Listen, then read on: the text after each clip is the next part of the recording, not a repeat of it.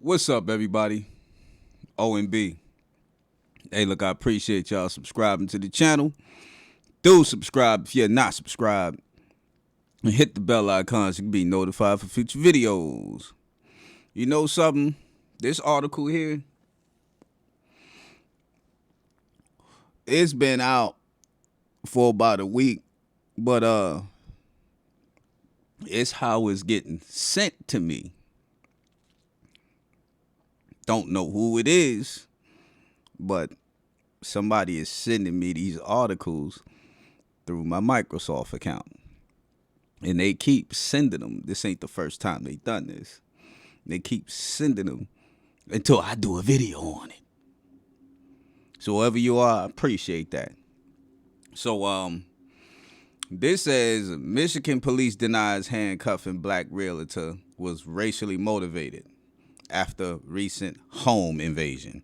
Now, what happened is a black realtor was showing the black man and his son a home by Grand Rapids, Wyoming. My bad. Police in Wyoming, Michigan. You know what I'm saying? Not Grand Rapids, Wyoming. Well, it's near Grand Rapids, but it's Michigan.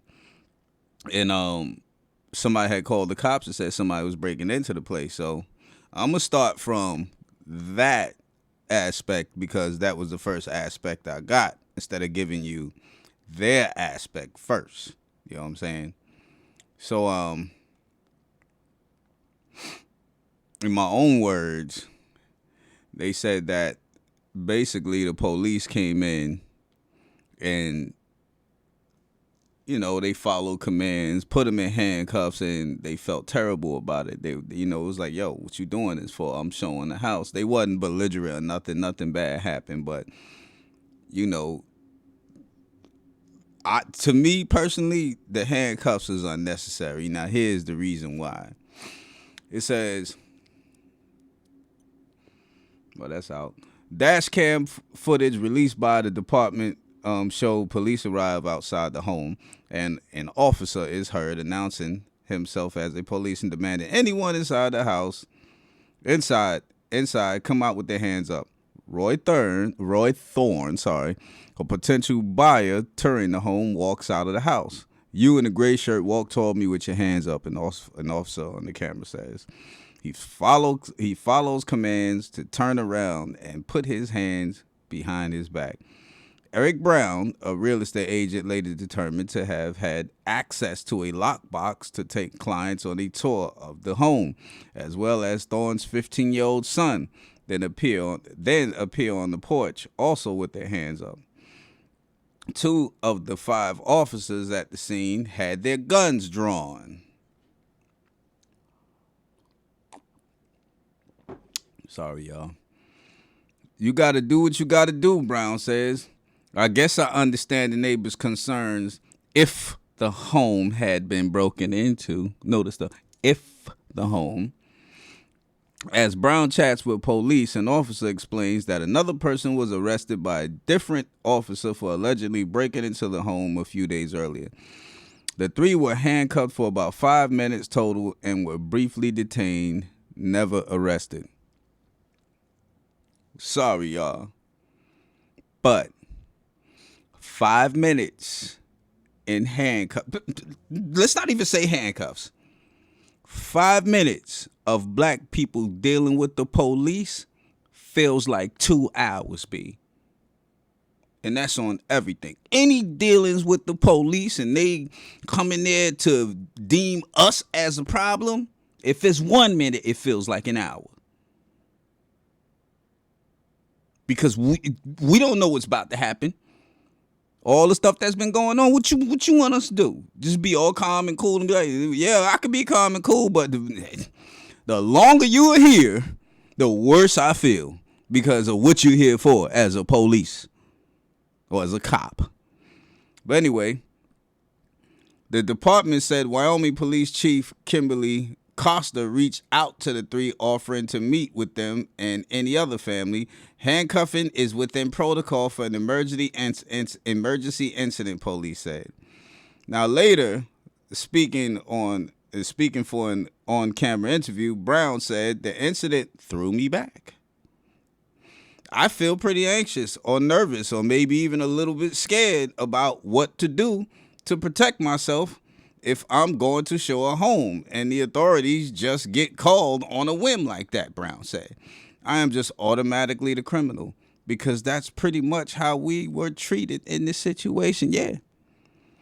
Thorne described the traumatizing incident for him and his son, admitting that the officers did apologize, but at the same time, the damage is done. My son was a little disturbed. He hasn't seen anything like that, Thorne said. He's not going to forget this. No, he's not. Think about it. All the stuff that come on TV, they shooting. They even kill kids. You know what I'm saying? And even if it was by mistake, they did. The footage also shows police put Thorne in the back seat of a squad car with the door open after handcuffing him. His son was put in the back seat of another squad car briefly before the officer accompanying him told to remove the handcuffs from the teenager. So you handcuffed the teen too. Definitely not buying this place, Thorne is heard telling officers on the video after explaining that he was visiting the home with his real estate agent. Golly. Now, I did a little research. You know what I'm saying? Let me change that, though. Real quick, y'all. If I can find my keyboard. Real quick.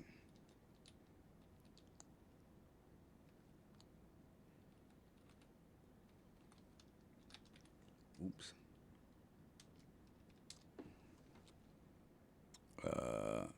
Okay. Now, when I looked in some of these areas that they talking about, and I look at the prices of some of these homes, and being that they have this nice little system going on with the house, I seen them up almost $1 million, B. So somebody was about to spend some money. You know what I'm saying? I mean, but anyway, the department said in its statement that a suspect, also a black man who arrived in a similar car to the real estate agent's vehicle, was arrested after he went into the house without permission on July 24th. The person also told the police that he was interested in purchasing the house, but was not with a real estate agent and didn't have the homeowner's permission to go inside.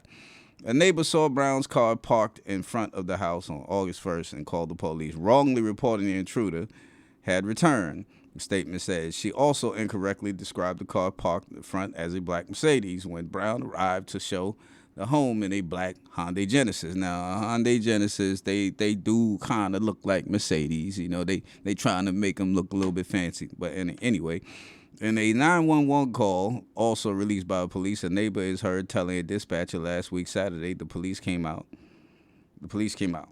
Last week Saturday, the police came out. There was a young black man that was squatting in a home that was for sale.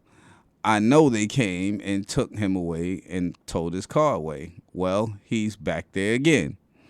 While the police rejected the notion that race played a role in their response, critics still disagreed. I disagree too.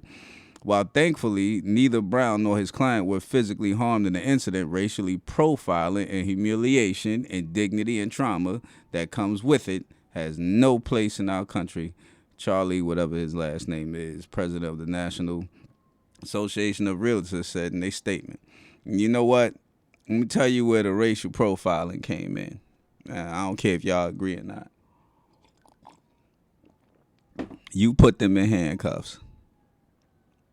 You drawed your guns because they were black.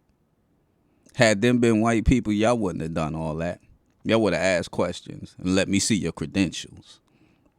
Being that they were black, automatic. Guns out, turn around, put your hands up, put your hands behind your back.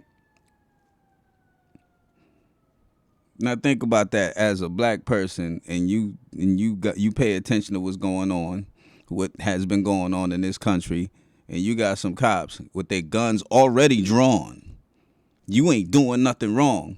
You've been seeing black people get shot by cops. There was one in Miami that got shot by a cop. He was on the ground already trying to help. He was a nurse and he was trying to help one of his patients to get back inside. Woman cop shot him, and she said she don't know why she shot him. Stupid! You don't even need to be a cop. But anyway, you know what I'm saying? I mean, once they got their guns drawn on you, your whole life is flashing by you. 5 minutes, my ass. First of all, it's taking longer than 5 minutes.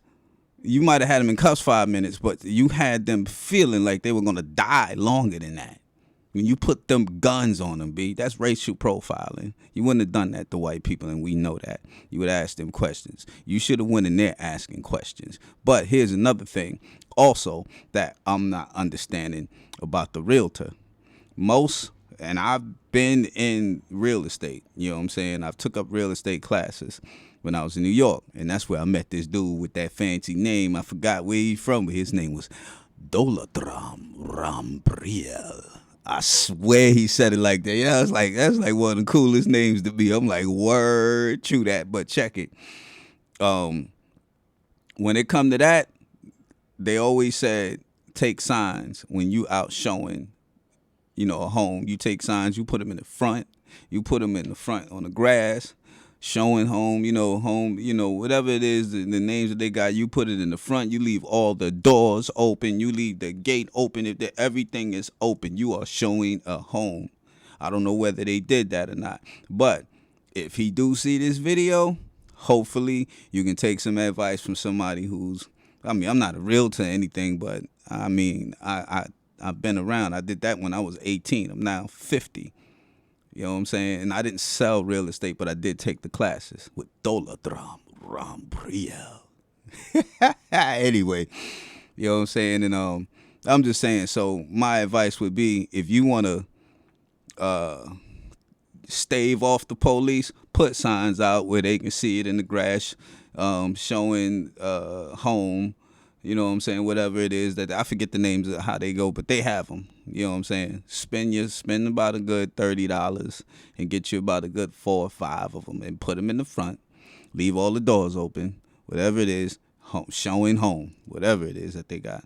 O&B signing out. Peace.